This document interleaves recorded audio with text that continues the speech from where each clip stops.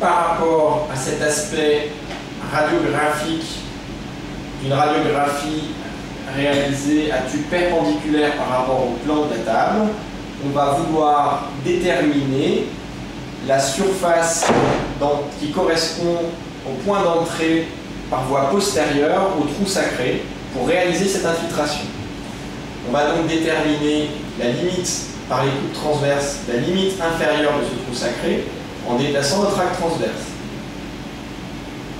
La limite inférieure du trou sacré est située à ce niveau. On voit qu'on pourrait rentrer une aiguille par voie postérieure à ce niveau ici. Donc la limite inférieure de notre trou sacré va être positionnée ici. On regarde la limite inférieure. Voici la limite inférieure de notre trou sacré accessible par voie postérieure, avec cette incidence radiographique à tube droit. On va se déplacer vers le haut pour délimiter la partie supérieure du trou sacré qui est chez ce patient ici. On réalise donc une droite, on positionne une droite correspondant à cette limite supérieure suivant cet axe transverse ici. On a déjà délimité la partie supérieure et inférieure de la projection de notre trou sacré.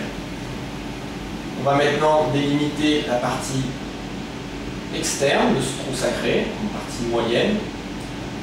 La limite externe, on va la trouver en déplaçant notre axe rouge sagittal. Cette limite externe est ici. On trace donc une droite sur cette limite externe. Je en déplace au niveau de l'axe rouge. On fait la même chose pour la limite interne qui va être à ce niveau-là. La limite interne du trou est à ce niveau-là, au croisement de ma corticale osseuse et de mon axe rouge. Je trace une droite à ce niveau.